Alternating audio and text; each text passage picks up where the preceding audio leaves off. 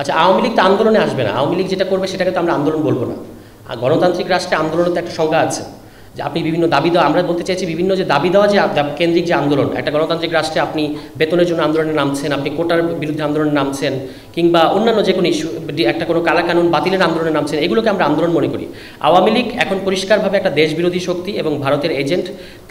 তারা যদি আন্দোলনে নামে সেটাকে আমরা আন্দোলন বলবো না, তারা একটা দেশকে অস্থিতিশীল করার জন্য নামবে। তখন সেই ক্ষেত্রে পুলিশ প্রপোর্শনের যে বল প্রয়োগের যে অধিকার পুলিশে আছে সেটা সবসময় থাকবে। কিন্তু ওই শহীদের মার কথাটা খুব পরিষ্কার, এটা আমি আশা করি যে বোঝা যাচ্ছে যে কোনো লেজিটিমেট আন্দোলনে নামলে পুলিশ কখনো গুলি করতে পারবে না, এবং বল প্রয়োগ করারও একটা ধারণা আছে, আপনি কখন গুলি করতে পারেন এবং কোথায়, শরীরের কোন অংশে গুলি করতে পারেন, এগুলো তো আন্তর্জাতিক স্ট্যান্ডার্ড আছে। কিন্তু আমাদের এখানে তো সেই স্ট্যান্ডার্ডগুলো মানা হয় নাই। ওনার কথার মধ্যে ওটাই ছিল যে অর্থাৎ তার ছেলেকে যেন আন্দোলনে নেমে লাশ হয়ে ফিরে আসতে না হয়। এবং সেই ক্ষেত্রে যখন আপনাদের এটা ব্যাকগ্রাউন্ড আরেকটা আছে, জুলাই মাসে যখন আন্দোলনটা শুরু হলো তখন কিন্তু কোনো একজন ব্যক্তি আদালতে রিট করেছিলেন যেন পুলিশকে গুলি বন্ধ করতে বলা হয় আদালতের কাছে। আদালত ওই রিটটা খারিজ করে দিয়েছিল। তার মানে হচ্ছে এখানে আদালত নির্বাহী আদেশের বাইরে আসতে পারেন না সাধারণত, রাজনৈতিক কারণে। তা এইখান থেকে যখন কিনা আপনার মানে সংসদ মৌলিক অধিকার বিরোধী কোনো আইন করবে, সেক্ষেত্রে বিচার বিভাগ যেন জনগণের পক্ষে মৌলিক অধিকার রক্ষার ক্ষেত্রে ভূমিকা রাখতে পারে, আমরা তার কথার মধ্য দিয়ে শহীদের মার কথার মধ্যে থেকে সেই জিনিসটাই পেয়েছি। কোনটা? ওইটা হচ্ছে পুলিশের ব্যাপার, পুলিশের সংস্কার। আমরা তো বললাম যে আমরা এটা তাদের কাছে জানতে চাইবো যে পুলিশ সংস্কারের মতো একটা সবচেয়ে গুরুত্বপূর্ণ সংস্কার এই মুহূর্তে। এবং আমরা কিন্তু বলেছি যে এই যে যতগুলো সংস্কার হচ্ছে তার মধ্যে 1 নম্বর প্রায়োরিটি দিয়ে সরকারের উচিত ছিল পুলিশ সংস্কারটা করা, কারণ আপনারা দেখতে পাচ্ছেন পুলিশের কী অবস্থা। তো পুলিশ সংস্কার কমিশনের রিপোর্টটা তো আমরা পাই নাই, এবং তারা পুলিশ নাকি মনে করেছেন যে এটা তারাই আলোচনা করে নিতে পারবেন। এই সব বিষয়ে আমরা জানতে চাইবো কমিশনের কাছে, এবং ওইটা তাদের ইয়েটা দেখার আগ পর্যন্ত আমরা এই বিষয়তে কিছু বলতে পারছি না।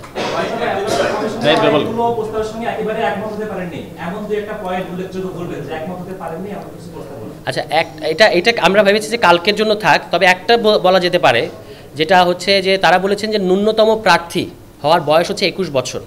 আমরা মনে করেছি যে ইট ইজ টু আর্লি, এটা 23 বছর হতে পারে, এবং সেক্ষেত্রে ভোট দেওয়ার বয়স সেটা আমরা মনে করেছি যে 16 বছর বয়স থেকে হতে পারে। এটার কারণ হচ্ছে এবারের আন্দোলনে, এটা আমরা আগামীকাল খুব জোর দিয়ে বলবো, যে এবারের গণ অভ্যুত্থানে মূলত আপনারা বা সারা বিশ্বে এটাকে জেনজির অভ্যুত্থান হিসেবে বলা হচ্ছে। তো এই যে তারা এত বড় একটা স্টেক তাদের এবার গণ অভ্যুত্থানের মতো তৈরি হয়েছে, এর পরবর্তী যে বাংলাদেশ এবং আসন্ন যে নির্বাচন, এই নির্বাচনে তারা মতামত দিতে পারবে না শুধুমাত্র এই তাদের 18-র নিচে হওয়ার কারণে। এটা আমরা যৌক্তিক মনে করছি না। এই জন্য আমরা মনে করছি যে তাদের বয়স মানে 16 বছর বয়স থেকে, এবং পৃথিবীর অনেকগুলো জায়গা আছে, লাতিন আমেরিকা, ইভেন অস্ট্রিয়াতেও এই বিধানটা আছে যে 16 বছর বয়স থেকে ভোটের বিধান বাংলাদেশে করার জন্য এটা আমরা প্রস্তাব করব কালকে। যখন প্রধান উপদেষ্টা যখন বিভিন্ন রাজনৈতিক দলকে ডাকবেন তখন সেখানে আমাদের দলের শীর্ষ নেতৃবৃন্দ যাবেন। আর এর বাইরে এই যে 5 মাসে সংস্কার নিয়ে বিভিন্ন ধরনের আলাপ আলোচনা, নেগোসিয়েশন, আমাদের পজিশনগুলো বলা ইত্যাদি যা যা করা দরকার হবে সেটা এই কমিটি করবে।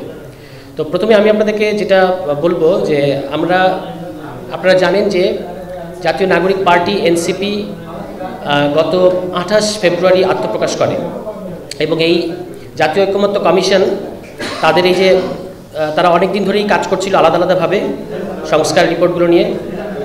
সাংবাদিক ভাইয়েরা যদি একটু যদি আমাদেরকে সহযোগিতা করেন তাহলে ভালো হবে, আমরা একটু কাজটা সারতে চাই। তো আমরা এই সংস্কার কমিটিগুলো আলাদাভাবে কাজ করছিল, তারা আলাদাভাবে রিপোর্ট দিয়েছে, এবং রিপোর্ট আমরাও, আপনারা জানেন যখন আমরা জাতীয় নাগরিক কমিটি হিসেবে ছিলাম তখন আমরা বিভিন্ন মানে সংস্কার বিষয়ক আমাদের জায়গা থেকে প্রস্তাবনাগুলো দিয়েছি। সংবিধান, দুর্নীতি দমন কমিশন, স্থানীয় সরকার, মিডিয়া সহ যতগুলো গুরুত্বপূর্ণ, বিচার বিভাগ সহ যতগুলো গুরুত্বপূর্ণ কমিশন আছে সবাইকে আমরা আমাদের সংস্কার প্রতিবেদনগুলো দিয়েছিলাম, এবং আর অন্যান্য অনেক স্টেক হোল্ডার তারাও দিয়েছেন। এবং সেসবের ভিত্তিতে জাতীয় ঐকমত্য কমিশন গঠিত হয়েছে, এবং তারা একটা স্প্রেডশিট নিয়ে কাজ করছিল অনেকদিন। সর্বশেষ গত 5 মার্চ তারা আমাদের কাছে, আমাদের আহ্বায়ক বরাবর তাদের যে স্প্রেডশিটের যে সুপারিশমালা সেটা তারা পাঠান, এবং তারা তখন 13 মার্চের মধ্যে এটা জমা দিতে বলেন। তো আমরা এটা আপনারা জানেন যে আমরা যেহেতু ফ্যাসিবাদী ব্যবস্থা বিলোপের কথা বলেছি, সুতরাং এটা আমাদের প্রথম প্রায়োরিটির মধ্যে ছিল। কিন্তু যেহেতু আমরা মানে একেবারেই সদ্য আত্মপ্রকাশ করেছি 28 ফেব্রুয়ারি, এবং আমাদের কাছে এটা এসেছে 5 তারিখ, ফলে আমরা 13 তারিখের ডেডলাইনটা মিট আপ করতে পারিনি আমাদের সর্বোচ্চ আন্তরিকতা সত্ত্বেও। তো তারপরে আমরা আমাদের আলোচনার ভিত্তিতে একটা টিম কাজ করেছে এই স্প্রেডশিট সুপারিশগুলো নিয়ে, এবং কোনো কোনো ক্ষেত্রে যারা বাইরের বিভিন্ন বিষয়ভিত্তিক এক্সপার্ট, যেমন বিচার বিভাগ কিংবা দুর্নীতি দমন কমিশন কিংবা সংবিধান, এসব ক্ষেত্রে যারা বিষয়ভিত্তিক এক্সপার্ট, তাদের সাথেও আমাদেরকে কথা বলতে হয়েছে। পাশাপাশি আমরা ভেবেছি যে মানে যারা এই গণঅভ্যুত্থানটার প্রধান, মানে যারা সবচেয়ে বেশি গুরুত্বপূর্ণ শহীদ পরিবার এবং আহত যারা আছে, আমরা মনে করেছি যে তাদের সাথে আসলে মতামতটা নেওয়া দরকার। তারা হয়তো খুব খুঁটিনাটি ব্যাপারগুলো বুঝবেন না, কিন্তু আমরা তাদের কাছে তাদের আকাঙ্ক্ষাটা বুঝতে চেয়েছি যে কী ধরনের বাংলাদেশের কথা তারা, যেমন এর মধ্যে একটা কথা এসেছে, একজন শহীদ পরিবার, একজন মা, শহীদের মা, তিনি বলেছেন যে আমি এমন বাংলাদেশ চাই যেখানে আমার ছেলে যদি আন্দোলন করতে নামে তাহলে পুলিশ গুলি করতে পারবে না। তাহলে আমাদেরকে ভাবতে হয়েছে যে আমরা বিচার বিভাগ কিংবা সংবিধান সম্পর্কিত যে সংস্কার প্রস্তাবগুলো আছে সেখানে এই কথাটাকে কীভাবে ট্রান্সলেট করবো, এই আকাঙ্ক্ষাটাকে কীভাবে ট্রান্সলেট করবো। তো সেটা আমরা ভাবার চেষ্টা করেছি এবং দেখেছি যে তাদের এখানে সেটা আছে কিনা, না থাকলে আমরা মন্তব্য করেছি। তো এর বাইরে এই আহত এবং শহীদ পরিবারের বাইরে বিষয়ভিত্তিক এক্সপার্ট এছাড়াও আমাদের যারা অর্গানোগ্রাম আছে, মানে যারা বিভিন্ন পদধারী নেতা আছেন, তাদের সাথে আমাদেরকে নিয়ে বসতে হয়েছে আমাদের প্রস্তাবগুলো নিয়ে। এবং সর্বশেষ গতকাল আমাদের একটা সাধারণ সভা ছিল, জেনারেল মিটিং, যেখানে আমরা যে কাজগুলো করেছি সেগুলো সম্পর্কে আমাদের কেন্দ্রীয় সদস্যদের ব্রিফ করেছি, এবং সেই ব্রিফ করার পরে আমরা তাদের মতামত নিয়েছি এবং মতামতের ভিত্তিতে আমাদের প্রস্তাবটাকে যেখানে যেখানে সামান্য সংশোধন করার প্রয়োজন সেটা আমরা করেছি। এই ছিল আমাদের গত কয়েকদিনের কাজের প্রক্রিয়া, যে কারণে আমাদের মানে 13 তারিখের পরে বেশ কিছুদিন দেরি হলো, প্রায় 8-9 দিন হবে। তো এর বাইরে আমরা যখন কাজ করেছি তখন আমরা দেখেছি, আপনারাও জানেন যে তারা যেভাবে এগুলো চার্ট করে দিয়েছেন, একমত নই, আংশিক একমত, এটা একটা। তো আমরা একমত নই, আংশিক একমত, তিনটার ক্ষেত্রে আমাদের বিভিন্ন প্রস্তাবের ক্ষেত্রে আমাদের এই অবস্থানগুলো আছে। কোনো কোনো ক্ষেত্রে আমরা পুরোপুরি একমত হয়েছি, কোনো কোনো ক্ষেত্রে আমরা আংশিক একমত হয়েছি, এবং কোনো কোনো ক্ষেত্রে আমরা একমত হতে পারি নাই। তো যে সকল ক্ষেত্রে আমরা আংশিক একমত হয়েছি এবং একমত হয়েছি এবং আমাদের কাছে মনে হয়েছে যে আরও কিছু বাড়তি মন্তব্য করা দরকার, সেটা আমরা মন্তব্যের ফর্মে করেছি, এবং এর বাইরে আরও বিস্তারিত আকারেও লিখিতভাবে তাদের কাছে করব। আর সংস্কার বাস্তবায়ন পদ্ধতির ক্ষেত্রে তারা 6টা পদ্ধতির প্রস্তাব করেছেন। এর মধ্যে আছেন, আপনারা জানেন যে নির্বাচনের আগে গণভোট, নির্বাচনের পরে নির্বাচনকালীন গণভোট, নির্বাচনের পরে নির্বাচিত সরকার, নির্বাচনের আগে অধ্যাদেশ, গণপরিষদ নির্বাচন এবং গণপরিষদ ও আইনসভা হিসেবে নির্বাচিত সংসদ। এই সংস্কারগুলো তারা মনে করেছেন যে এই 6টা পদ্ধতির মধ্যে করা সম্ভব। তো সেক্ষেত্রে আমরা দেখেছি যে বেশিরভাগ মতামতের ক্ষেত্রে আমরা দুটো পদ্ধতিতে স্টিক থেকেছি। একটা হচ্ছে নির্বাচনের আগে অধ্যাদেশ, আরেকটা হচ্ছে গণপরিষদ কিংবা গণপরিষদ ও আইনসভা হিসেবে নির্বাচিত সংসদ। এই দুটো পদ্ধতিতে মোটামুটি আমরা থেকেছি। আমরা দেখেছি যে সকল সংশোধনীর ক্ষেত্রে সংবিধান সম্পর্কিত না, যে সকল সংশোধনী বা সংবিধানের সাথে কোনো সম্পর্ক নাই, সেগুলো আমরা বলেছি যে নির্বাচনের আগে অধ্যাদেশ কিংবা প্রশাসনিক ব্যবস্থার মাধ্যমে করা যেতে পারে।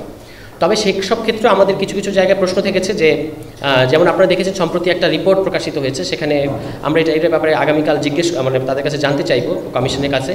সেখানে বলা হয়েছে 166টি সুপারিশের মধ্যে 111টি সুপারিশ মানে কোনো রকম সংলাপ ছাড়াই, আলোচনা ছাড়াই আসলে বাস্তবায়ন করা সম্ভব হবে বলে কমিশন মনে করছে, এবং সেটা তারা বাস্তবায়ন প্রক্রিয়ার মধ্যে সরকার আছে, এরকম একটা রিপোর্ট আমরা দেখেছি।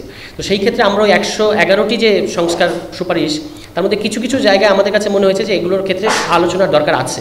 তো আমরা সেইটার ক্ষেত্রে কমিশনের কাছে জানতে চাইব যে কি ভিত্তিতে আপনারা আলোচনা ছাড়া ওই 111টা বাছাই করলেন, এটা তাদের কাছে প্রশ্ন থাকবে। কারণ ওখানে অনেকগুলো জিনিস আছে যেগুলো আমাদের কাছে মনে হয়েছে যে গ্রেটার আলোচনা দরকার আছে। তো এই দুটো পদ্ধতির মধ্যেই আমাদের মূলত আছে, যে আপনারা দেখেছেন যে আমরাও কিন্তু শুরু থেকেই বলে এসেছি যে আমরা একটা নতুন গণতান্ত্রিক সংবিধান চাই, বা অর্থাৎ সংবিধান পুনর্লিখন চাই, এবং সেটা করার জন্য আমরা সবচেয়ে ভালো পদ্ধতি মনে করি যে গণপরিষদ নির্বাচন। কিন্তু আবার আমরা বলেছি যে গণপরিষদ নির্বাচন যদি নাও হয় তাহলে সেক্ষেত্রে গণপরিষদ ও আইনসভা হিসেবে নির্বাচিত সংসদ, যেটাকে ইংরেজিতে অনেকে বলে থাকেন ম্যান্ডেটেড কনস্টিটিউয়েন্ট লেজিসলেচার, মানে এমন একটা আইনসভা যার গণপরিষদের ভূমিকাও থাকবে। তো সেই প্রস্তাবটা আমাদের বিবেচনার মধ্যে আছে। এই দুটো নিয়ে আমরা কথা বলবো আগামীকাল। এবং আমরা যদি ইতিমধ্যে আমি বলেছি, আরেকবার বলি যে আমরা আগামীকাল 23 মার্চ দুপুর 2টার সময় জাতীয় ঐক্যমত্য কমিশনের যে কার্যালয়, সংসদ ভবনের ব্লক 1-এ এমপি হোস্টেল, সেখানে আমরা তাদের কাছে আনুষ্ঠানিকভাবে আমাদের এই প্রতিনিধি দল তারা গিয়ে এটা জমা দেবে, এবং তারপর তাদের সাথে আমাদের কিছু আলোচনা হবে। এবং আপনারা তো জানেন যে তারা বলেছেন যে দলগুলো ইতিমধ্যেই জমা দিয়েছে তাদের সাথে কিন্তু আলোচনা শুরু হয়ে গেছে। তা আমরা আগামীকালকে জমা দিচ্ছি সম্ভবত আগামীকাল আমাদের তাদের সাথে এর বাইরে যে এই আমাদের অবস্থানগুলো নিয়ে যে আলোচনা, সেটা হয়তো আগামীকালকে হবে না, এটা ঈদের পরে হবে। কিন্তু আগামীকাল আমরা তাদের কাছে প্রাথমিকভাবে আমাদের প্রস্তাবগুলো জমা দেবো এবং প্রস্তাবগুলো জমা দেওয়ার পরে কোন অবস্থানের ক্ষেত্রে যে প্রশ্নগুলো আমি করলাম, যে আরেকটা যেটা গুরুত্বপূর্ণ প্রশ্ন আমাদের কাছে, যে পুলিশ সংস্কার কমিশন এবং স্থানীয় সরকার সংস্কার কমিশন, কেন এই দুটো কমিশন এই যে স্প্রেডশিট পাঠানো হলো আমাদের কাছে সেখানে কেন নাই, বা রাজনৈতিক দলগুলোর কাছে যে পাঠিয়েছে সেখানে কেন নাই, এই জিজ্ঞাসাটা আমাদের থাকবে। ফলে আমরা আগামীকালকে যাচ্ছি প্রথমত এই স্প্রেডশিটটা জমা দেওয়ার দিতে, এবং দ্বিতীয়ত আমাদের যে কিছু কিছু কোয়ারিজ আছে সেটা নিয়ে তাদের সাথে আলোচনা করতে। এটাই আগামীকালকে আমরা আশা করি যে আপনারা আগামীকাল সেখানে থাকবেন এবং দুপুর 2টার সময় আমরা সেখানে যাব। আমরা তাদের সাথে জমা দিয়ে আসার পরে সেখানে আমরা আপনাদের কাছে আমরা কী অবস্থান নিয়েছি, কোনটাতে আমরা একমত, কোনটাতে আমরা একমত নই, কয়টা বিষয়ে আমরা একমত হলাম, আমাদের প্রধান প্রধান মন্তব্যগুলো কী, এইসব বিষয়ে আমরা আগামীকাল আপনাদের সামনে আপনাদের কাছে তুলে ধরতে পারবো। সবাইকে ধন্যবাদ। আপনারা ধর্মনিরপেক্ষতার বিষয়ে কি প্রস্তাবনা দিবেন সেখানে 72 সংবিধান নিয়ে তো আমরা বলেছি যে আমরা মনে করি যে এই সংবিধান আর কার্যকর নাই এই গণঅভ্যুত্থানের পরে। যদিও এটা একটা প্রশ্ন আসে যে এই সরকার তো সংবিধানের মধ্য দিয়ে শপথ নিয়েছে, কিন্তু আমরা মনে করি যে এটা একটা টেকনিক্যাল ব্যাপার।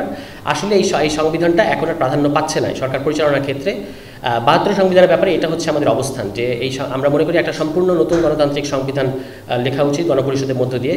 আর অন্য যে প্রশ্নটা করলেন এই ব্যাপারে আমরা আগামীকালকে আপনাদের কাছে বলতে পারবো যে এই ব্যাপারে আমরা কী অবস্থান নিয়েছি। আচ্ছা তুষার ভাই, একটা